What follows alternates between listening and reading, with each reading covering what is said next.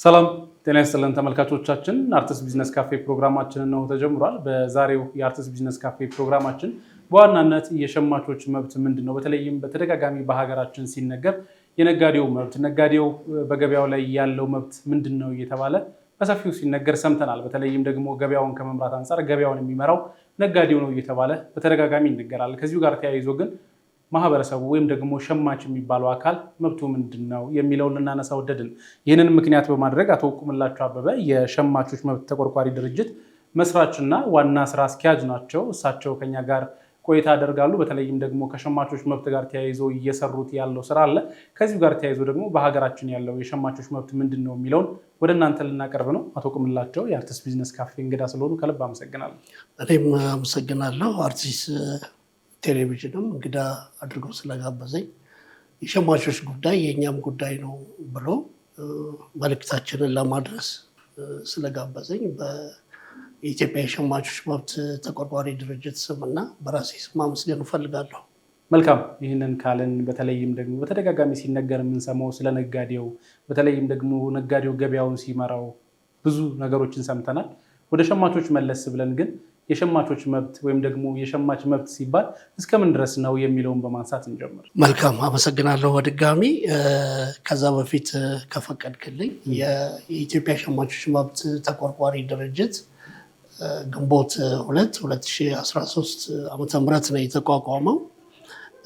ከመቋቋሙ በፊት እኔ በሙያዬ ጋዜጠኛ ስለሆንኩ በተደጋጋሚ ስለ ሸማቾች መብት መጣጥፎችን እጽፍ ነበር እና መጨረሻ ላይ እንደ ምክረ ሀሳብ የማቀርበው ጠንካራ የሆነ የሸማቾች መብት ተቆርቋሪ ድርጅት ቢቋቋም እያልኩ ለ2-3 ዓመታት ያህል በተከታታይ እጽፍ ነበር። ሪፖርተር ላይ፣ አዲስ ዘመን ላይ እና ሌሎች ሚዲያዎች ላይም እጽፍ ነበር እና አለው ብሎ ይህን ድርጅት የሚመሰረት ሰው ሲጠፋ እኔና ከኔ ጋር ቅርበት ያላቸው ሰዎች ይህን ነገር ለምን አናቋቁሙም በሚል የተቋቋመው።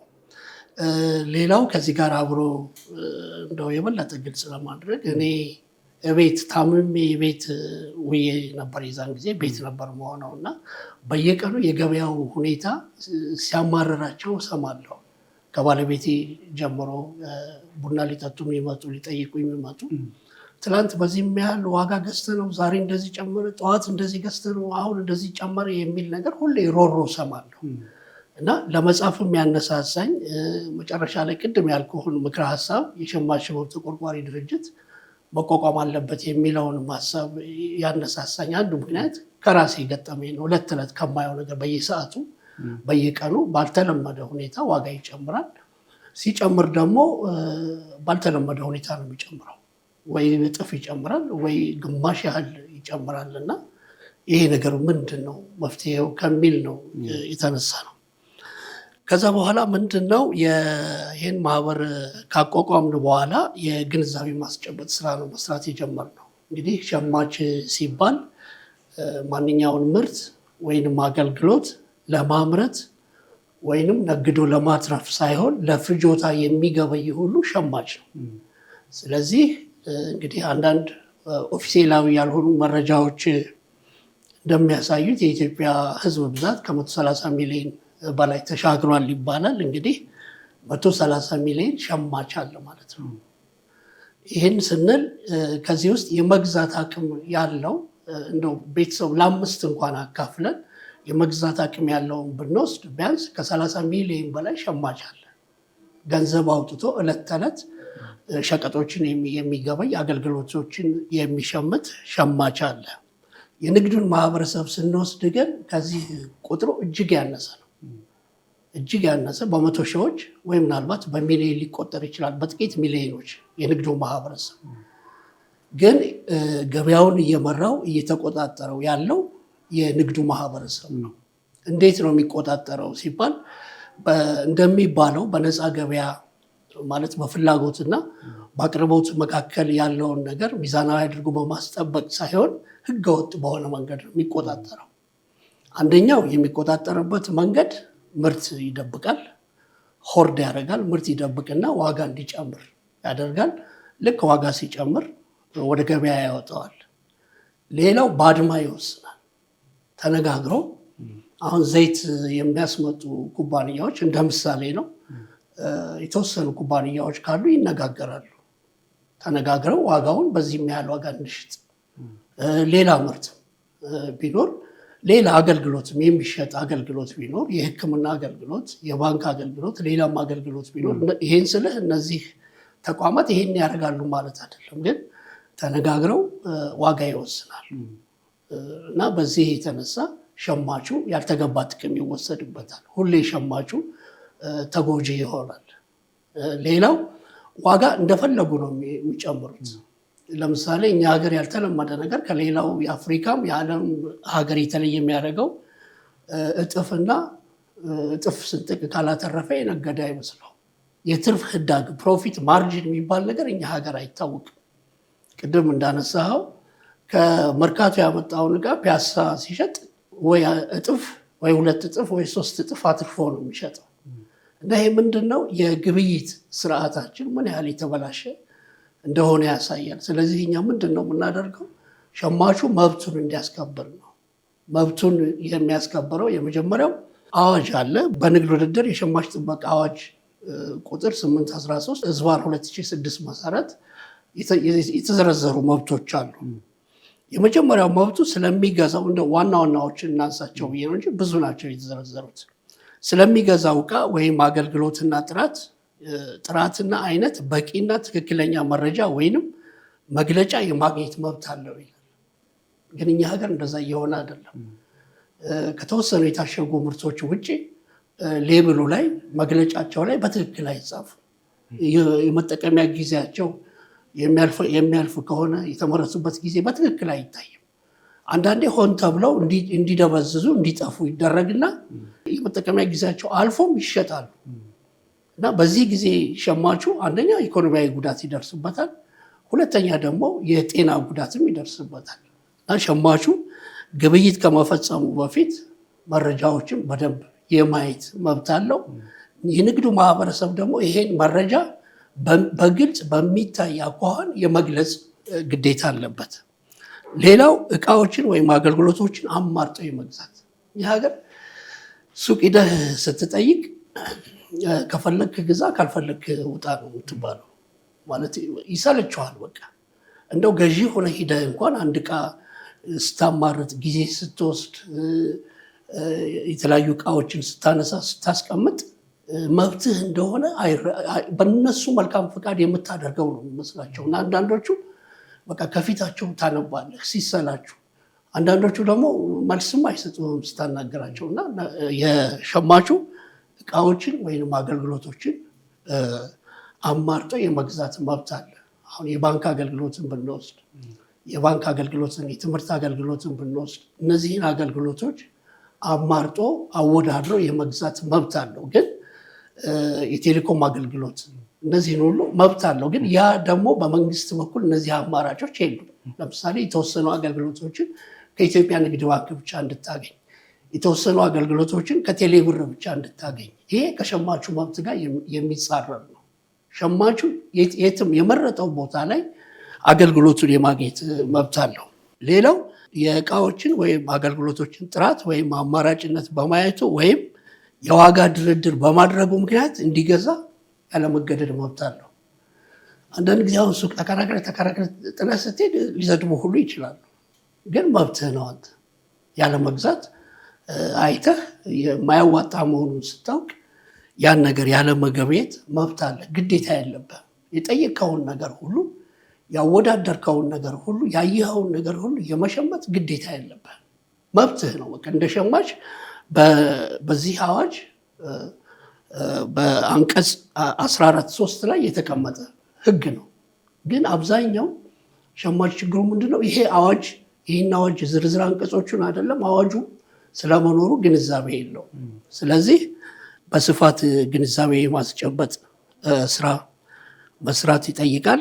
በማንኛውም ነጋዴ በትህትና በአክብሮት የመስተናገድና በነጋዴው ከሚደርስበት የስድብ፣ የዛቻ፣ የማስፈራራትና የስም ማጥፋት ተግባር የመጠበቅ መብት አለው ይላል።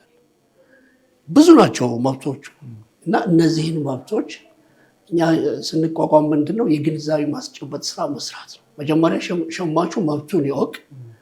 ሸማቹ መብቱን ካወቀ በኋላ ደግሞ መብቱን ለማስከበር እንዲንቀሳቀስ ግንዛቤ ማስጨበጥ ስራዎችን እንሰራለን። በዚህ በአራዳ ኤፍኤም አራዳ ሸማች የሚል ስለ ሸማቾች መብት ግንዛቤ የሚያስጨብጥ የሬዲዮ ፕሮግራም አለን። እዛ ላይ በስፋት እየሰራን እንገኛለን። መልካም፣ በርካታ ጉዳዮችን አነሳን። በተለይ በተቋቋመው ተቋም አማካኝነት በርካታ አዋጆች ወጥተው የሸማቾች መብት በዝርዝር የተቀመጡበት እንዳለ ሰምተናል። ነገር ግን በኢትዮጵያ ያለው ወይም ደግሞ እየሆነ ያለው ነገር እሱ ነው ወይ የሚለው እንድናነሳ ነው። በተለይም ገበያው ራሱን ይምራ ወይም ደግሞ ነፃ ገበያ የሚባለው ነገር ሲመጣ ነጋዴ እንደፈለገ የዘውረው ማለት ነው ከሆነስ የሸማቹን መብት ማን ነው የሚያስከብረው የሚለው እንድናነሳ ነው። ጥሩ ጥያቄ ነው ያነሳው። የነፃ ገበያ ማለት ወይም ገበያው በፍላጎትና በአቅርቦት ይመራ ማለት የንግዱ ማህበረሰብ እንዳሻው ዋጋ ይቆልል፣ እንዳሻው ምርትን ይደብቅ፣ እንዳሻው በአድማ ዋጋ ይወስን ማለት አይደለም። ያለ መንግስት ጣልቃ ገብነት በገበያው በፍላጎትና በአቅርቦት ብቻ ይመራ ማለት ነው። አሁን ግን የንግዱ ማህበረሰብ ጣልቃ ይገባል ገበያውን ለመወሰን። ጣልቃ ከሚገባበት መንገድ አንዱ ምንድን ነው? ተነጋግሮ በአድማ ዋጋ ይወስናል። አሁን እኮ ሱቅ ስትሄድ አንተን አቁመው ይደውላሉ። ስልክ ለማን እንደሚደውሉ እነሱ ናቸው የሚያውቁት። ይሄ ምርት ስንት ገባ ስንት ደረሰ ምናምን ይለዋል። አንተ እኮ ዋጋውን ታውቀዋለህ። ትናንት ወይም ከትናንት ወዲያ የገዛኸው ዋጋ ነው። ግን ያ የሚደውሉሉት ሰው 100 ብር ጨምሯል ይላቸዋል።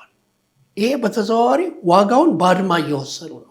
እነሱ በገዙበት ዋጋ ይገባኛል በሚሉት ትርፍ ሳይሆን የሚሸጡት ተነጋግረው በአድማ ዋጋ ይወስናሉ።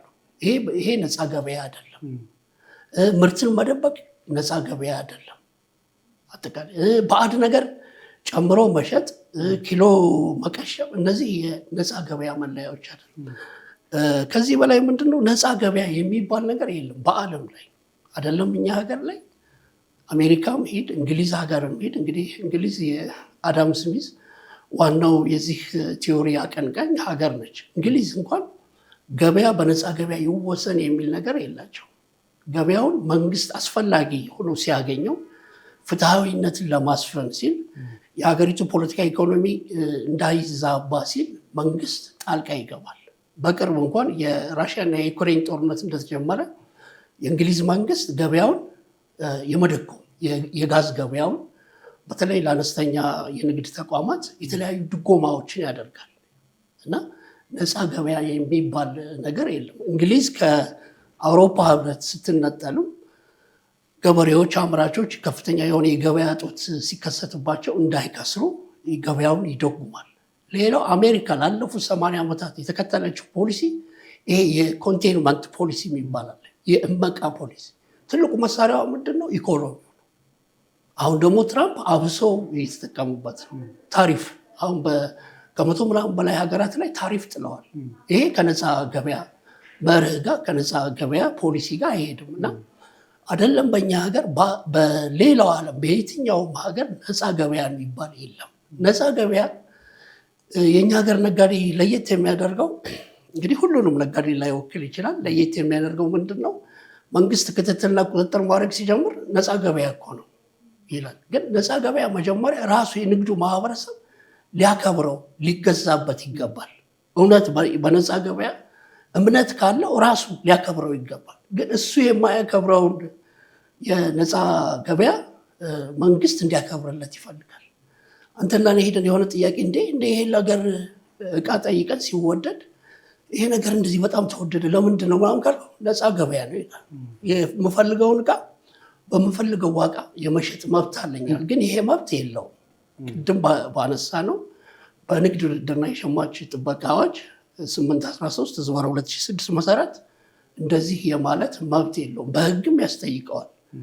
እና አጠቃላይ የነፃ ገበያ የሚባል ነገር በሀገራችን በተሳሳተ መንገድ ነው እየተረዳ ነው ያለ ነው። መንግስትም አንዳንድ የመንግስት አመራሮችም ነፃ ገበያ ነው ይላሉ። ግን ነፃ ገበያ የሚባል ነገር የለም። መልካም፣ እዚህ ላይ እመለሳለሁ ወደ እርስዎ። በደንብ እንድናነሳው ፈልጌ ነው። በተለይ ከመንግስት ጋር ተያይዞ በተደጋጋሚ ሲነገር የነጋዴው ማህበረሰብ ወይም የንግዱ ማህበረሰብም በተደጋጋሚ የሚያነሳው ነገር ስለሆነ ነው። ነፃ ገበያ ስለሆነ መንግስት ቁጥጥር ማድረግ አይችልም ወይም ደግሞ ነጋዴው በፈለገው መሸጥ ይችላል የሚባሉ ነገሮች አሉ። ምን ያህል ሸማቹን እየጎዳው ነው? በተለይ ደግሞ በኢትዮጵያ ያለው የንግድ ስርዓትን ምን ያህል እያዛባው ነው የሚለውን እንድናነሳው ፈልጌ ነው። በጣም ጥሩ ጥያቄ ነው ያነሳው። በነገራችን ላይ ነፃ ገበያ ነው የሚባለው ነገር አይደለም ለእኛ ቅድም እንዳልኩ ለምዕራባውያንም አይሰራም። በእኛ ደግሞ እንዳይሰራ የሚያደርገው ነገር አለ። መንገዱ በመንግስት ድጎማ ነው የተሰራው። የኤሌክትሪክ ኃይል አገልግሎት የንግዱ ማህበረሰብ የሚጠቀምበት የኤሌክትሪክ ኃይል አገልግሎት በድጎማ የተሰራ ነው። ውሃው ድጎማ ያለበት ነው። ነዳጁ ድጎማ ያለበት ነው። ማዳበሪያው ድጎማ ያለበት ነው። በሊዝ ወስዶ የገዛው መሬትም አሁን የጋራ መኖሪያ ቤትም ብትወስድ በድጎማ መንግስት የሊዝ ኪራይ ሳያስከፍል የሰጠው ቦታ ነው። ይህን ሁሉ የመንግስት ድጎማ እያገኘህ ነፃ ገበያ ነው ማለት አትችልም። በነፃ ገበያ የሚያምን ከሆነ ይህን ሁሉ ድጎማ መንግስት ማንሳት አለበት ማለት ነው። ስለዚህ ነፃ ገበያ የሚባል ነገር ተምኔታዊ ነው ይባላል፣ የሆነ ምናባዊ ነው ይባላል። ይቅርታ ምናባዊ ነው፣ ኢማጂኔቲቭ ነው የሚባለው። የለም በየትም ሀገር፣ አሁን አሜሪካ የለም ነፃ ገበያ የሚባል ነገር። አሁን ባለፈው አቮካዶ እና እንቁላል ሲወደድ መንግስት ምንድነው ያደረገው? በታሪፉ ምክንያት ትራምፕ ምንድነው ያደረጉት? አከፋፋዮቹ እነዚህ ትላልቅ አከፋፋዮች ወጪውን ራሳቸው እንዲሸከሙ ነው ያዘዙት፣ ወደ ሸማቹ ዋጋው እንዳይተላለፍ። ግን በገበያ ይወሰን የሚባል ኑሮ በታሪፍ ምክንያት የዋጋ ጭማሪ ሲመጣ አከፋፋዮች ያን ዋጋ መጨመር ይችላሉ።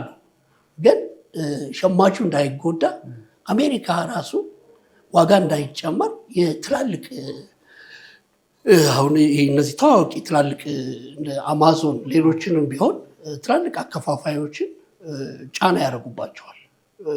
ኪሳራውን ራሳችሁ ሸክሙን ራሳችሁ ውሰዱ የሚል ነገር እና ይሄ የእኛን ነጋዴ እየጎዳው ነው ያለው።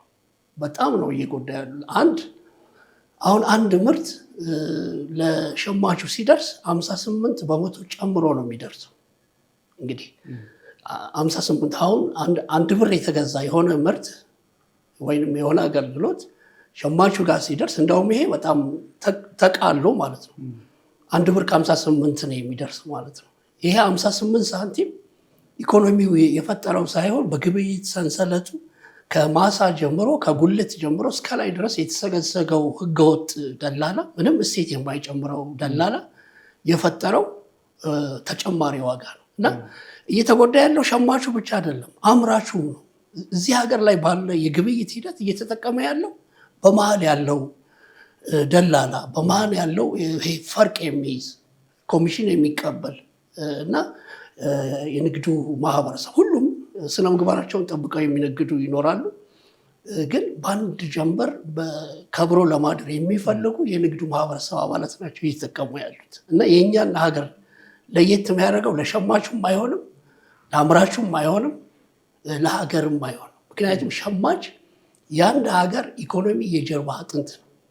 ሸማች ተታለለ ማለት ኢኮኖሚው ተታለለ፣ ኢኮኖሚው ተጭበረበረ ማለት ነው። ሀገር ተጭበረበረች ማለት ነው እና ሸማች አሁን ትልቁ በዚህ በመንግስት በነጋዴውና በሸማቹ መካከል ያለው ሚዛን ባላንስ ስናየው ለነጋዴው ያደላል ወይ ለመንግስት ያደላል።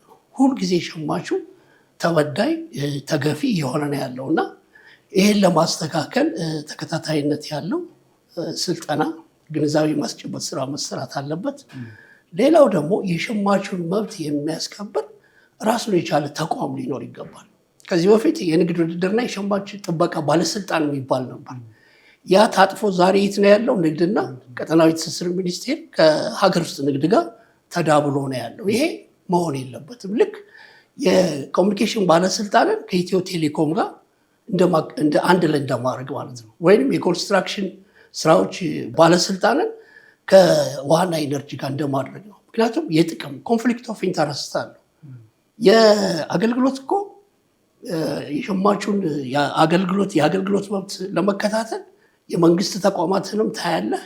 የመንግስት ተቋማት እየሰጡትን ያሉትን አገልግሎት ትከታተላለህ እና በንግድና ቀጠናዊ ትስስር ሚኒስቴር ስር ያለ የሸማች መብት የሚያስከብር ተቋም ምን ብሎ ነው ንግድና ቀጠናዊ ትስስር ሚኒስቴርን ሊቆጣጠረውና ሊከሰው የሚችለው? በጀት እየመደበለት በሱ ስር ሆኖ አንድ ስራ አስፈጻሚ ሆኖ በዛ ስር የተቋቋመ ክፍል ይህን መብት ሊያስከብር አይችልም እና ራሱን ችሎ ከዚህ በፊት ነበር ራሱን ችሎ አሁንም የንግድ ውድድርና የሸማች ጥበቃ ባለስልጣን ራሱን ችሎ ማውጣት አለበት። ምክንያቱም አሁን የአፍሪካ ነፃ የንግድ ቀጠናን ጀምረናል።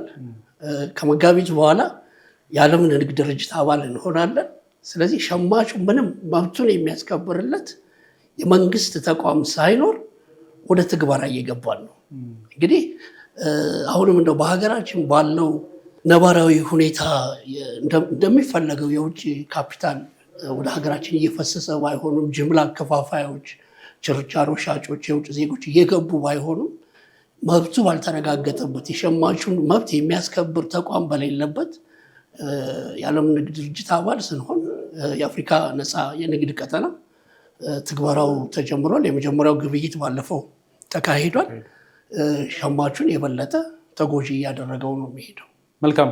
በተለይ እዚህ ላይ እንድናነሳው የፈለኩት ጉዳይ አንዱ ገበያው የፍላጎትና የአቅርቦት ጉዳይ ነው ተብሎ ይነሳል። እዚህ ላይ ሲነሳ አንድ ላነሳ የፈለኩት ምሳሌ አለ። በተለይ የአቅርቦት ጉዳይ ላይ ስናነሳ ተመሳሳይ ምርቶች መርካቶ ላይ በ3000 ብር እና በ4000 ብር የሚሸጥ ምርት ራሱ ምርት ተነስቶ ግን ወደ ቦሌ ወይም ደግሞ ወደ ሌላ ቦታ ላይ ሄዶ ምርቱ ምንም አይነት ተጨማሪ እሴት ሳይኖርበት ራሱ ምርቱ ብቻ በ20 እና በ30 ሺህ ብር የሚሸጥበት ቦታዎች አሉ እዚሁ አዲስ አበባ ውስጥ። ከከተማ ውጭና ከተማ ውስጥ ስንል ደግሞ ያለው ክፍተት በጣም ሰፊ ነው እና ይህንን ስናነሳ በተለይ ገበያው በምን አይነት መንገድ ነው እየተመራ ያለው? የነፃ ገበያው በሌላው ዓለም ላይ ያለው አረዳድ እና በኢትዮጵያ ያለው አረዳድ ተገቢ ነው ወይ? በዚህ ልክስ ይህንን በፐርሰንት እንኳን እናስነብልን የ3000 ብር እና የ4000 ብር እቃ በ20 ሺህ እና በ30 ሺህ መሸጥ ያለው ክፍተት በጣም ከፍተኛ ነው እና ይህንን ነገር ማን ነው ማስተካከል የሚችለው? ሀይ ማለትስ ይቻላል? አሁን ተመሳሳይ ምርት ሆኖ በዚህ በቦታ ልዩነት ብቻ በዚህ ጋር ክፍተት ሲሸጥ ይህንን ሀይ ማለት ይቻላል ወይ ማለት የሚለውን እንድናነሳ ቅድም ያነሳሁልህ ነገር ነው። ችግሩ ከየት ነው የሚመነጨው? የግብይት ስርዓታችን የተበላሸ ነው። ዘመናዊ አይደለም። ዘመናዊ አይደለም ማለት እስካሁን ላለፉት 20 ምናምን 30 ምናምን ዓመታት ከሞላ ጎደል መንገድ፣ የጤና ተቋማትን፣ የትምህርት ተቋማትን፣ መሰረተ ልማቶችን እንደ ኢትዮጵያ አየር መንገድ እንደ ኢትዮ ቴሌኮም ያሉ ግዙፍ ኩባንያዎችን ስንሰራ እንደ ኢትዮጵያ ንግድ ባንክ ያሉ ተቋማትን ስንገነባ እኖረናል። ግን የግብይት ስርዓቱን የሚያሳልጥ መሰረተ ልማት ላይ ግን አልሰራንም። ከፍተኛ የሆነ ክፍተት ነው ያለው እና በዚህ ክፍተት የተነሳ ነው የንግዱ ማህበረሰብ እንዳሻው ዋጋ የሚጨምረው። ደንበል ወይም ቦሌ ወይም ሌላ ቦታ ሱቅ ለመከራየት እኮ አይኑን አያሽ በየትኛውም ዋጋ ይከራያል። ለምንድን ነው የሚከራየው? ከሸማቹ እንደሚያገኘው ያውቃል። ቅድም እንዳልከው መርካቶ ላይ በ100 ብር የገዛውን እቃ በ5 በ6 እጥፍ ወይም ከዛ በላይ አድርጎ ሊሸጠው ይችላል እና ያ ዋጋ ያ የኪራይ ዋጋ የሚተላለፈው ወዴት ነው? ወደ ሸማቹ ነው የሚተላለፈው። ስለዚህ መፍትሄው ምንድን ነው? የግብይት ስርዓታችን መዘመን አለበት። ሌላው ደግሞ የትርፍ ህዳግ የሚባል ነገር አለ። አሁን አሜሪካም ሀገር፣ ሌላ አውሮፓ ሀገር፣ ሌላም አፍሪካ ሀገር እጥፍ ስንጥቅ የማትረፍ የሚባል ነገር የለም። ከፍተኛው የፕሮፊት ማርጅን የትርፍ ህዳግ 20% ነው። ከዛ ውጭ አብዛኛው እስከ 10% ባለው ነው የሚጫወተው። እኛ ሀገር እኮ እንደዚህ አይነት የፕሮፊት የትርፍ ህዳግን ወስነው እየሰሩ ያሉ የንግድ ተቋማት በጣት የሚቆጠሩ ናቸው። እኛ ሀገር እንደዚህ አይነት ነገር የለም እና ይሄ መስተካከል አለበት። አሁን ያለው የኑሮ ውድነት ከፍላጎትና ከአቅርቦት አለመጣጣም ብቻ የመጣ ሳይሆን በዚህ በተበላሸው ብልሹ በሆነው አጉራ ዘለል በሆነው የግብይት ስርዓት የተፈጠረ ነው። ቢያንስ አሁን ካለው የዋጋ ግሽበት ከ11.7% ግማሹ ከ60% በላዩ እንዲህ ባለው የግብይት ስርዓት የተፈጠረ ነው። ስለዚህ መንግስት ይህን የግብይት ስርዓት ማስተካከል አለበት። የፕሮፊት ማርጅን መወሰን አለበት። ሌላ ሀገር እንደዚህ የሚባል ነገር እኮ የለም። መደብ አለ። በጣም ሀብታሞች የሚገበዩባቸው ጎዳናዎች፣ ሱቆች ምናምን ይኖራሉ። ለነሱ ሱቅ እንኳን የተወሰነ ፐርሰንት ነው ጭማሪ ያለው። በሳንቲም በብር የሚቆጠር የዋጋ ልዩነት ነው ያለው። እኛ ሀገር ግን ለዚህ እኮ ነው 20 ዓመት 30 ዓመት ከተማረው የህብረተሰብ ክፍል ይልቅ ባለፉት 3-4 ዓመት ንግድ የጀመረ ሰው ፈጥኖ የሚበለጽገው።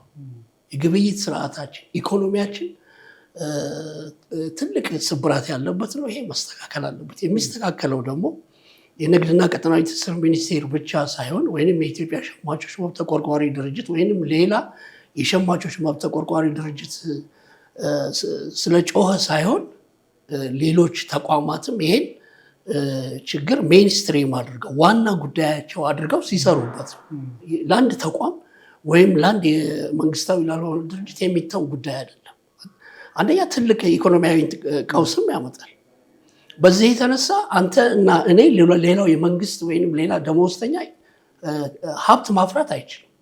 እየታገለ ያለው ከወር ወር እንዴት እንደሚደርስ ነው የሚታገለው። ወይም ቀኑን እንዴት በቀን ምሳ እንዴት እንደሚበላ፣ ለታክሲ፣ ለትራንስፖርት፣ ለአውቶቡስ እንዴት እንደሚያተርፍ፣ ለልጆቹ ምን ምሳ እንደሚቋጥር ነው እየተጨነቀ ያለው። ይሄ የመጣው በገበያው በአቅርቦትና በፍላጎት መካከል ባለ ልዩነት አይደለም። የግብይት ስርዓታችን የንግድ ስርዓታችን በጣም የተበላሸ ነው። መስተካከል አለበት። መሻሻል መለወጥ አለበት። መልካም። በተደጋጋሚ ሲያነሱት ነው በተለይ ደግሞ የገበያ ስርዓታችን የሚመራበት መንገድ ልክ ስላልሆነ መሆኑ በተደጋጋሚ ያነሳን። በርካቶች ግን ለዋጋ መናር ወይም ደግሞ በግብይት ውስጥ ላለ የዋጋ መወደድ ዋና ምክንያት አድርገው የሚያቀርቧቸው ቅድም እርሶም ሲያነሱት እንደነበረው በመሀል ያለ ደላላ ነው እየተባለ በተደጋጋሚ ይነሳል።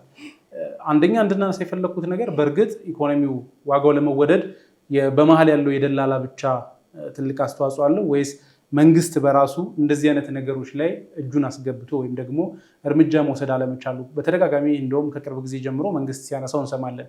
በመሀል ያሉ ደላላዎችን ለማጥፋት የቀዳሚ ገበያዎችን የተለያዩ ስርዓቶችን እየዘረጋው ነው ሲባል ይሰማልና በትክክል መንግስት ሁሉም ንግድ ላይ እንደ ምሳሌ እንኳን ብናነሳው የሪል ስቴት ዘርፉን ብናነሳ በርካቶች ፍላጎት ስላለ ተብሎ ዋጋው በዛ ልክ እየጨመረ ሲሄድ የምንመለከተው ነገር ነው እና መንግስት እጁን ቢያስገባበትና መቆጣጠር ቢችል እንደዚህ አይነት ነገሮች ከደላላው አልፎ ገበያውን ማረጋጋት አይቻልም ወይ? ምንድነው ትልቁስ ምክንያት? እውነት ደላላው ብቻ ነው የሚለው እንድናነሳ ብዙ ምክንያቶች አሉ። አንዱ እንዳልከው ደላላ ነው። ደላላ በተለይ ምንም እሴት የማይጨምር ደላላ። አሁን እኮ የምንከራየውን ቤት ዋጋ የሚወስነው ባለቤቱ ሳይሆን ደላላው ነው። እዚህ ሰፈር ይሄን ያህል ብር ያወጣል፣ አስወጣውና እሱና ያን ተከራዩ ማለት ነው አስወጣውና እኔ በዚህ ዋጋ አከራይልሃለሁ ብሎ ዋጋ ይወስናል። ይሄ ከግብይት ስርዓቱ መውጣት አለበት። ሙዝ፣ ሽንኩርት ከመነሻው ስንት እንደሚገዙ እኮ እናውቃለን። አዲስ አበባ ሲደርሱ 5 እና 6 እጥፍ ጨምረው የሚሸጡበት አንዱ ምክንያት እኮ በመሀል በግብይት ሰንሰለቱ ከማሳ ጀምሮ እስከ አዲስ አበባ እስከ ማከፋፈያ ድረስ ያለው የፈርቅ የሚይዘው የደላላ መሰግሰግ ነው እና የንግድና ቀጠናዊ ትስስር ሚኒስቴር በተለይ በዚህ በፍጆታ እቃዎች ላይ ያሉትን ደላላዎች ከግብይት ስርዓቱ ለማውጣት ወደ 4000 የሚሆኑ ደላላዎችን ፈቃድ ሰርዟል። ግን ፈቃዳቸው ቢሰረዝም ህጋዊ ባልሆነ መንገድ አሁንም ገበያው ላይ አሉ እና ይሄን ነው ቅድም የህግ የበላይነት መስፈን አለበት የሚባለው አንዱ ይሄ ነው። ሻጩ እና ገዢው ብቻ ፊት ለፊት የሚገናኙበትን መንገድ መፍጠር ያስፈልጋል። አሁን መንግስት በአዲስ አበባ በአራቱም መግቢያዎች የግብይት ማዕከሎችን ገንብቷል። ግዙፍ የግብይት ማዕከሎችን፣ የሰንበት ገበያዎችም አሁን በተወሰነ ደረጃ ሌላው ቢቀር ለሸማቹ ተደራሽ እንዲሆኑ ሆነዋል። ሸማቹ ለትራንስፖርት የሚያወጣውን ጊዜውን አባክኖ ሾላ ወይ 02 ወይ መርካቶ ሄዶ ከመገቤት ይልቅ ፍሬሽ ትኩስ የሆነ አትክልት እና ፍራፍሬ እዛው ገበያው ላይ ያገኛል። ግን ያም ብዙ መስተካከል ያለባቸው ብዙ ክፍተቶች ያሉበት የግብይት ሂደት ነው። ሌላው መንግስት የፕሮፊት ማርጅን መወሰን አለበት። አሁን የመኖሪያ ቤት የኪራይ ዋጋ ኮንዶሚኒየም ተወስኗል አይደል? ማለት በህግ እንትን ብሏል። ዝርዝር ዋጋ ባይወጣም ኪራዩ እንዲወሰን በተወሰነ ደረጃ እንዲወሰን ተደርጓል። የንግድ ሱቆችም እንደዚህ መሆን አለባቸው። እነዚህ የተለያዩ ሱፐርማርኬት ህንፃዎቻቸውን ለተለያዩ ሱቆች የሚያከራዩ የጋራ መኖሪያ ቤቶችን ለሱቅ የሚያከራዩ እነዛ ላይ ዋጋ መወሰን አለበት። ለምንድን ነው እነሱ የተጠየቁትን ዋጋ የሚከፍሉት? ሸማቹ ላይ ቅድም ያልኩህን ይሄን የተለያዩ ምርቶችን ሸቀጦችን 3 እና 4 5 እጥፍ አድርገው በመሸጥ ነው ያን የሚያካክሱት። ስለዚህ የትርፍ ህዳግ እንደ ሀገር በመላው ዓለም የሚሰራበት ነው። የፕሮፊት ማርጅን የትርፍ ህዳግ መወሰን አለበት። የኪራይ ዋጋ ለንግድም ለመኖሪያ ቤትም እንደየደረጃው ዋጋ ሊተመን ይገባል። አሁን ሌላ ሀገር አሜሪካም አውሮፓም ሌላ ሀገር እኮ ኪራይ እንደፈለገ መጨመር አትችልም እኮ በህግ የተገደበ እኮ ነው። ኪራይ የምትጨምረው ከ3 ከ4 ዓመት በኋላ ለማስጠገን ወይ ቤቱን ለማሳደስ የተወሰነ 3% ወይ 5% ነው የምትጨምረው። እኛ ሀገር ግን ኪራይ በእጥፍ ነው የሚጨምረው። አሁን አጠቃላይ የዋጋ ግሽበቱን እያባባሰው ያለው የመኖሪያ ቤት ኪራይ የንግድ ኪራይ ነው እና እነዚህን መንግስት ጣልቃ ገብቶ የትርፍ ህዳግ መወሰን አለበት።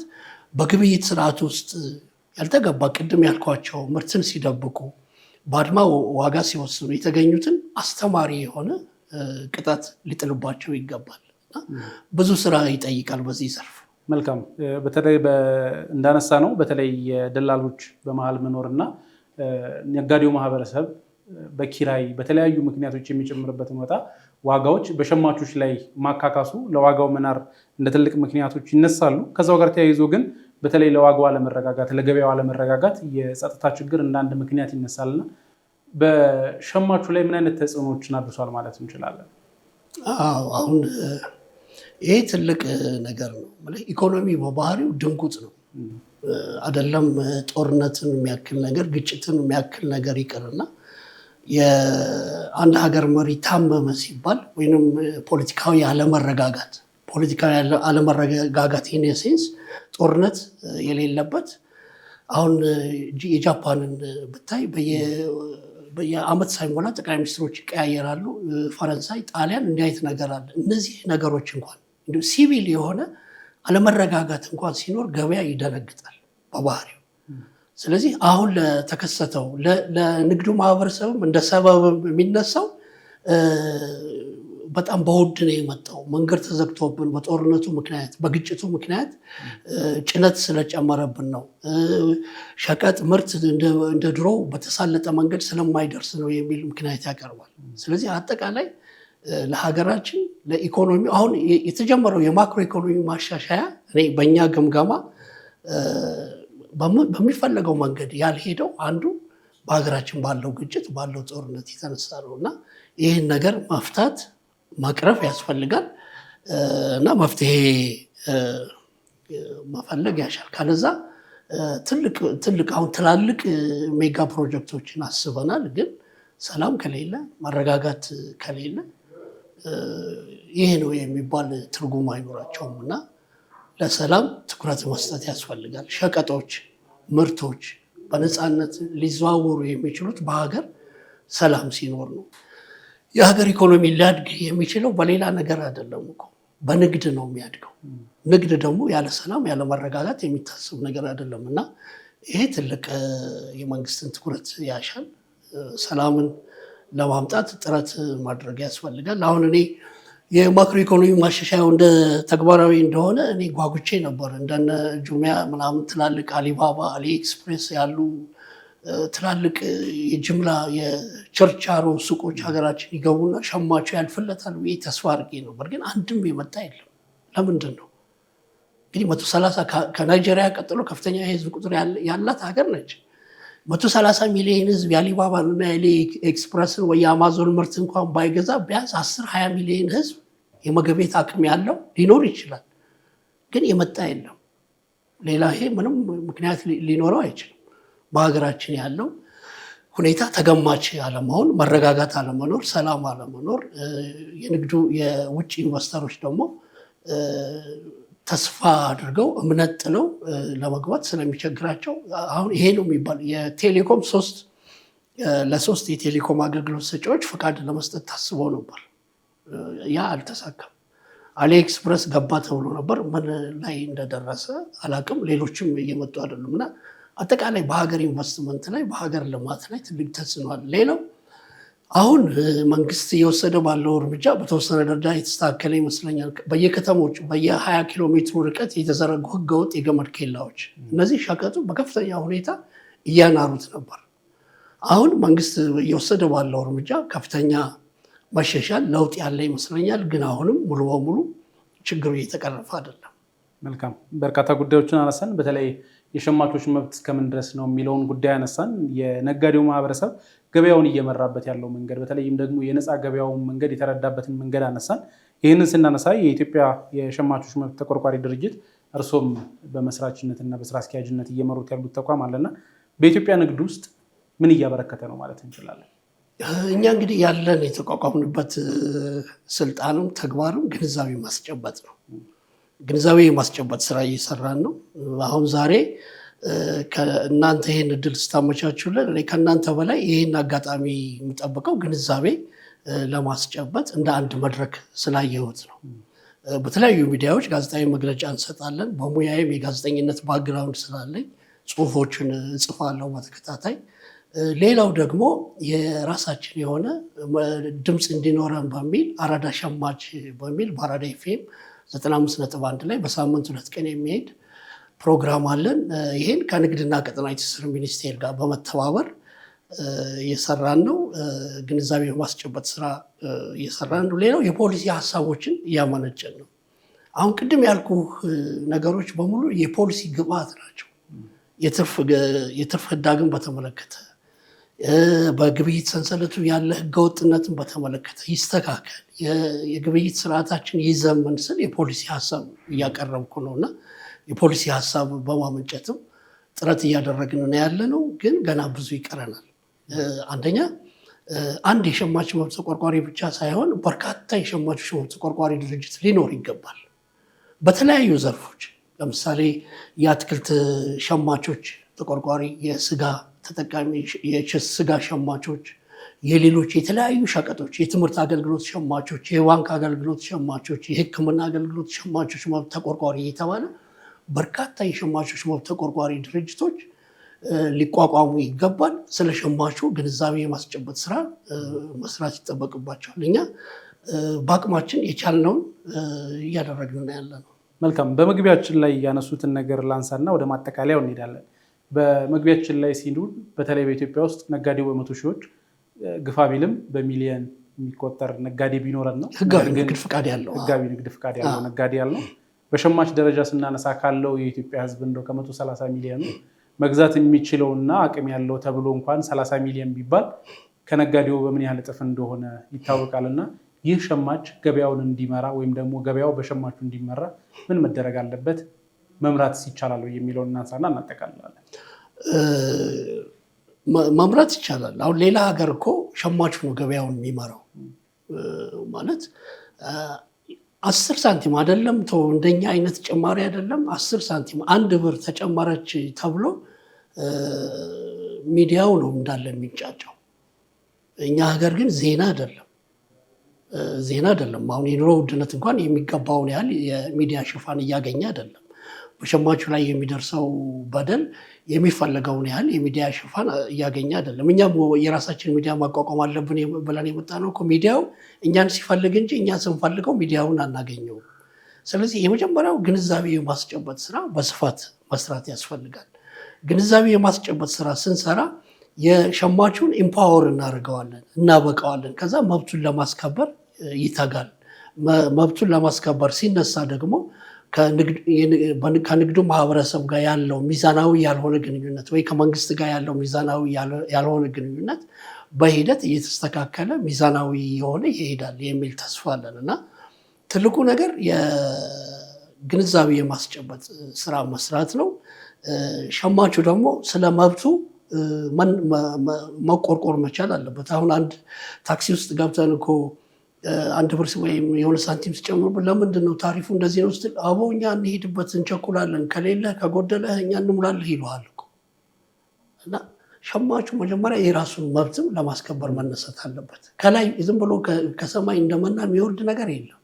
ሸማቹ መብቱን ማስከበር አለበት። መብቱ አልከበር ሲል ደግሞ ቦይኮት ማድረግ አለበት። ከግብይት ከግዢ መታቀብ አለበት። ሁሉን ነገር ከመንግስት መጠበቅ የለበትም። ሁሉን ነገር ፖሊስ እንዲፈታለት፣ ሁሉን ነገር ንግድና ቀጠናዊ ትስስር ሚኒስቴር ወይንም የሸማቾች መብት ተቆርቋሪ ድርጅት እንዲፈታለት መጠበቅ የለበትም። በእያንዳንዱ የግብይት ሂደት መብቱን መጠየቅ አለበት። ያልተገባ ጭማሪ ሲሆን የእኛ ሀገር ሸማች እንደ መግዛት እስኪያቅተው ድረስ ይሸምታል። ለምን ብሎ አይጠይቅም። ይሸምትና ከአቅሙ በላይ ሲሆን ሌላ ተተኪ ምርት ነው የሚፈልገው ወይንም ይተወዋል፣ በቃ ያቋርጣል። አሁን እንቁላል በዚህ የሚያህል ደረጃ ዋጋው ሲጨምር እስከ መጨረሻው እየገዛ ግን አብዛኛው ቤተሰብ አሁን እንቁላል ለልጆቹ መቋጠር ትቷል። 25 ብር አንድ እንቁላል መግዛት ከባድ ነው። 20 ብር አንድ እንቁላል መግዛት ስጋ ላይ ያለው ሁኔታ እንደዚህ ነው እና ሸማቹ መብቱን ማስከበር መቻል አለበት። ለምን ብሎ መጠየቅ አለበት። አንድ የሚባል ነገር አለ። በተለይ ሸማቹ ላይ የሚነሳ ዋጋ ሲወደድ ሊጠፋ ስለሚችል ቀድመን ገዝተን እናስቀምጥ የሚባል አባባል አለ። እሱም እንደገና የኑሮ ውድነት የሚያባብሰውም አንዱ ነገር ይሄ ነው።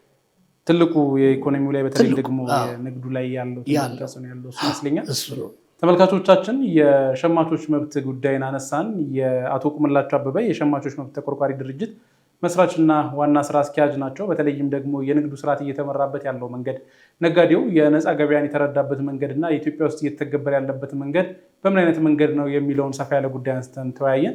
አቶ ቁምላቸው የአርቲስት ቢዝነስ ካፌ እንግዳ ስለሆኑ ከልብ አመሰግናለሁ። በመጨረሻ ማስተላለፍ የሚፈልጉት መልእክትና ለመንግስትም ደግሞ ይሄን ቢያደርግ የሚሉት መልእክት ካለና ለመንግስት ማስተላልፈው ለንግድና ቀጠናዊ ትስስር ሚኒስቴርም ለሚመለከተው አካልም የንግድ ውድድርና የሸማች ጥበቃ ባለስልጣን ወይንም ኤጀንሲ ሆኖ ራሱን ችሎ መቋቋም አለበት። እንደ ኢትዮጵያ ሸማቾች መብት ያሉ ተቋማትን ደግሞ መንግስትም የንግዱ ማህበረሰብም ሸማቹም መደገፍ አለበት። ከነዚህ ድርጅቶች ጎን መቆም አለበት እና አጠቃላይ በዚች ሀገር ላይ ዘመናዊ የግብይት ስርዓት እንዲኖር ሸማቹ ግፊት ማድረግ አለበት። በተለያየ በሚያገኛቸው አጋጣሚዎች ሁሉ ግፊት ማድረግ አለበት። መንግስት ደግሞ አሁን ካለው በላይ የፖለቲካ ቁርጠኝነት ማሳየት አለበት። ይህን የግብይት ብልሹ የሆነውን የግብይት ሂደት ለማስተካከል ከፍተኛ በሆነ በፖለቲካ ቁርጠኝነት ሊሰራ ይገባል። ሰዶ ከማሳደድ ወጥቶ አሰራርን፣ ሲስተምን በመዘርጋት ይህን ብልሹ የግብይት ስርዓት ማስተካከል አለበት ብዬ አምናለሁ። እናንተም ይህን እድል ስለሰጣችሁኝ አመሰግናለሁ። እንግዲህ ስለሆኑ ከልብ አመሰግናለሁ። ታንኪዩ። ተመልካቾቻችን የዛሬው አርቲስት ቢዝነስ ካፌ ፕሮግራማችን የሸማቾች መብትን ርዕሰ ጉዳይ አድርገን አነሳን። ፕሮግራሙን በማዘጋጀትና በማቅረብ ብዙን እንዳለ ቆይታ አድርጌያለሁ። ከቀሪ የአርቲስት ቴሌቪዥን ፕሮግራሞች ጋር መልካም ቆይታ